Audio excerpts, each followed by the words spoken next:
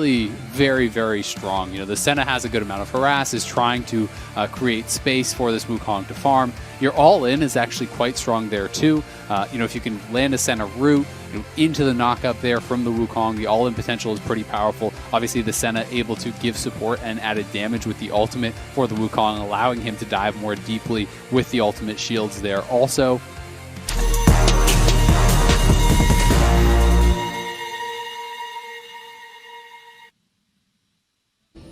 Hello and welcome to Summoner's Rift. Sven's giving us a thumbs up because we have the match of the week here, Cloud9 and TSM, a battle between the most dominant team in LCS history and the winningest team in LCS history, TSM. Got all those stars in the jersey for all those trophies they've hoisted. The #2 team in the LCS right now, one of only 2 teams to beat Cloud9 all year, hoping to bring it back again. They're picking up to go towards the scuttle, so suddenly, speaking with the vision advantage, comes in, puts the storm down, Blabber walks away, and easy smite comes through, well played by Speaker, grabs that one, takes a camp out there, equalizes the total. Would probably spend way less time playing melee champions than Vulcan, and now they're looking for the engage. Flash comes in, it's going to land the root, they couldn't quite flash over it, Speaker, just the wrong timing on that, might have set up differently, regardless though, still burns double sums off of Vulcan. We'll push out now towards C9, but W5D2 does have his TP, and because he's TPing much later, he's going to have the better buy. He will have more gold there. So, you know, a lot of long swords. Some lethality. The Senna, when you are going Spectral Sickle, I'm a fan of that personally. And now we get a fight in the top side. Easy Sun going to land for Licorice. Good bit of damage there and can't quite get the second auto. Flashes for it. Is going to have to kill Broken Blades. It slows, forces the flash. Not going to go for any more, but that does force the flash down. And now Niski can show up. How about the ulti? Doesn't even get to cast it. The kill out of the turret. The dabbing penguin. A kill on the board. And now Sven wants it on double, but isn't level 6. Means the health bar gets so very low, he almost goes down. Yeah, he is incredibly low. W5D2 still has his ultimate. We'll see if they want to try to fish for it. Doesn't look like they're going to make the commitment. And Bjergsen is down here, so Sven has got to keep running. Blabber could actually be in trouble for a potential dive if they realize that the bot lane's gone. Okay, a lot of danger. Go to turn off the turret. Blabber says, okay, let me put that in me as well. Flashes, still gets stunned and cannot get out. Well-timed Q by Biofrost. No way to leave that stun. Yeah, that was perfectly done there. Blabber was mashing the flash, but you know. Alrighty, so an exciting game to start things out. Kills on the board on both sides. We crest 10 minutes into the game, and gold is deadlocked between the two. Now, over the next 5 minutes, on average, Cloud, the next 5 minutes, that is the statistical average, and we'll see if they can do that one here. Bjergsen, big chunk in the mid lane, as Niski's got to regret that one a bit as he goes towards his next components there. Bjergsen's feeling real comfortable in mid. Goes for round 2. Bit more poke to Niski. Yeah, does poke him out pretty nicely there. Has a heavy health advantage, and Licorice just not scared of this matchup at all. Remember, Broken Blade has no flash, but he does have the ulti, so the dive would be hard. Pulls in one, a lot of damage there. Not going to be enough to kill. Broken Blade still hold on to the ulti, but he's summonerless and health barless and has to walk away from top lane. Yeah, and the wave's going to be pushing towards him, and he has no TP, so he will be losing quite a lot, but Spica has the Rift Herald. They're knocking down multiple plates here, and then they can actually drop Rift right after this if they want. They know that Niski got chunked out. They knew he didn't have teleport, so they're actually just going to take Niski's tower from full here. And that is very punishing because Azir really wants this bastion of safety to be able to farm safely at. You know, we have LeBlanc on the other side who's happy to roam around, who's happy to skirmish, who has so much more mobility and safety. Bjergsen looking.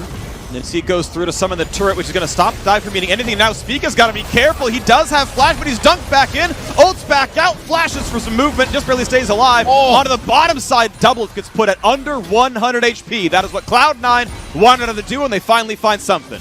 Man, there are just fights everywhere. The observers cannot watch every place. They just barely weren't able to kill off Doublelift, and now Blabber is behind him, so Doublelift potentially in trouble, but Blabber doesn't have his ulti.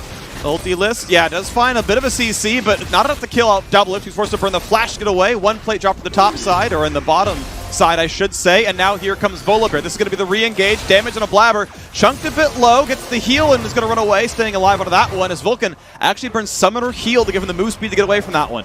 So yeah, nice. The ultimates will be back up from this Cloud9 2v2 before Doublelift has flash, so Blabber doing a really good job there, and he's going to be in trouble now. Teleport coming in. Bjergsen wants to be part of this 2v1, and there is no way out for the set. Bjergsen onto the board to get a kill number 2. Nicely done by Spica. Says, hey, come over here. This is the freebie, and they knock it down. To pick up farm and how to play it out in that regard, but playing a melee champion, and especially an engaged melee champion, is so different from playing your standard marksman this season, if not still rank 1 right now. Red buff fight, level 8 on both. Easy stun gonna land. Here comes the play for it. It's gonna be Spike coming through, and the kill coming in right afterwards as well. Blabber wearing a red buff out of this. Biofrost runs through the portal, but now the Oranhorn on the bottom side has a lot of damage on a Bjergsen. He's hitting him up for almost his entire health bar. Oh. He's got 30 health left. Can Bjergsen get away? He can for now, but not for long enough. The Azir Emperor is here. Shrima will rise again, and Bjergsen will fall. Licorice almost just 100 to 0 Bjergsen there, and then Niski gets the shutdown for this pick to really have kind of paid off in the 2v2, because I do think like the engage is going to be so scary. Bjergsen though looking aggressively here for Niski. Power shots leading turret shots, but goes in for another one. Oh. And look at that! Bjergsen with the solo kill in the side lane. Wow, Bjergsen just going back. Ultimate, it was just a little bit too late. And Bjergsen now going to take full control in this side lane. Oh, nice ult. Beautiful. That ult was perfect. Spica has to run, but he's knocked into the air. Ult's over the wall. The follow through. Sven comes over and takes him down, burns the flash, and gets the kill again. Cloud9 keep up. Yeah, Spica's having some pretty careless deaths. That is twice now he's been picked off, in the opponent's jungle. Clearly, they do not have any vision in there. So why are you in there just trying to take away camps? There's not a single TSM ward in that side of the map. There's nothing in the jungle, so yeah, that is the components of Cleaver. So not going to be Mallet, will be Cleaver. Yeah, it makes sense. I mean, it's heavy CDR, which is also really, really nice for the Senna. They'll ult this turret potentially and go for Niski.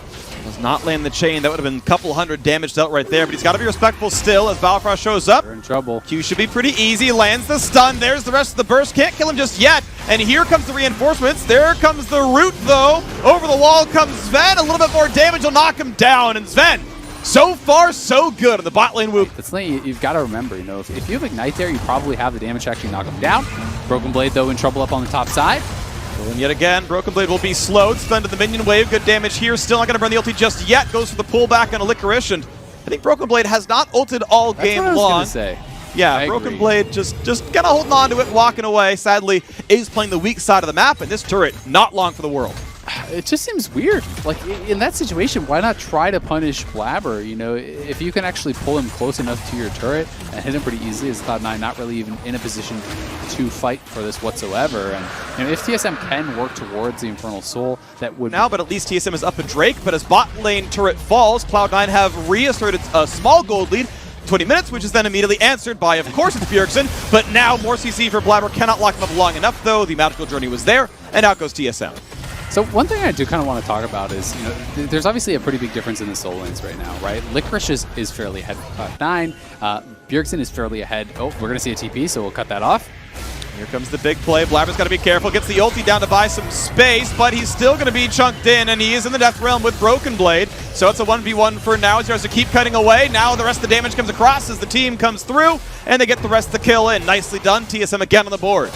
Basically C9 has invested a lot of their resources to put their tank ahead, whereas on the other side, it's Bjergsen getting a lot of the help. It's always, Biofrost and Spica and people attacking Niski, trying to put him down. And I think that's more problematic, potentially, than the Mordekaiser being behind. Licorice looking for the engage, though.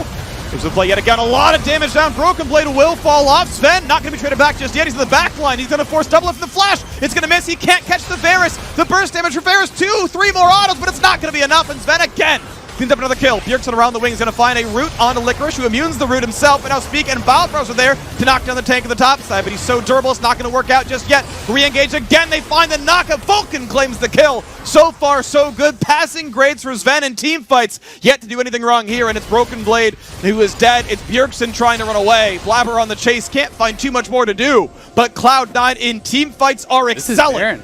They're going to get this because, while TSM doesn't have good sustained damage, guess what? You have Azir. That's all the sustained damage you are ever going to need. You stack up the triple Sand Soldier. There's no jungler alive, so Bjergsen is going to have to try to look for some heroics. They can delay with the Bard ulti.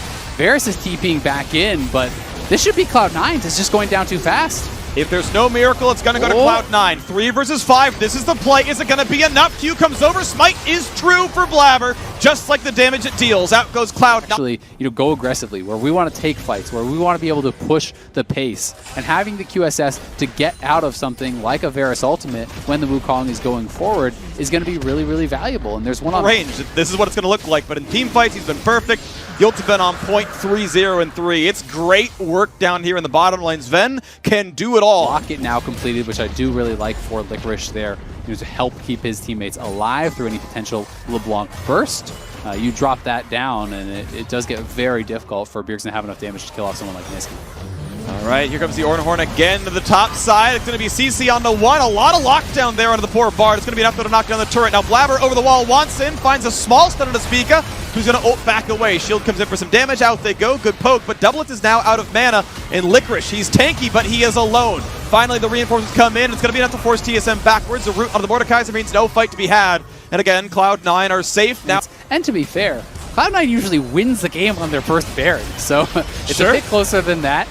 We will see if they can hang on, though. C9 obviously looking good. They do force that stopwatch out of Blabber. And TP for Broken Blade, with thankfully for him, the movement speed means he can kite away. Vulcan takes a piercing arrow from Doublelift, but they still want to run forward. Qs through a ward for some damage. Vulcan narrowly dodged the chain that would have dropped him below 1,000 HP. More poke for Doublelift.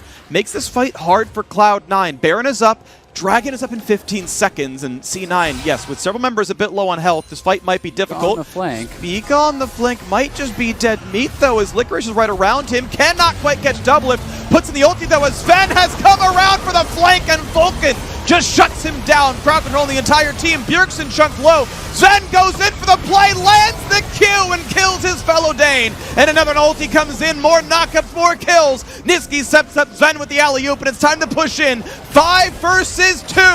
No one can stand against Cloud9, not even TSM. As they knock down the middle inhibitor turret, the inhibitor itself going to drop as well. And look at the positioning. They want the Nexus now. They're going in the front lines. Licorice can tank the turrets. And how much can Biofrost and Spica even do? Most teams lose by 30 minutes. Well, guess what? TSM is most teams to Cloud9 as it goes sky high. The kills come through. There is nothing else for TSM to do. Cloud9 undefeated in the first round robin. Perfect 9-0 here to start off the summer split for Cloud.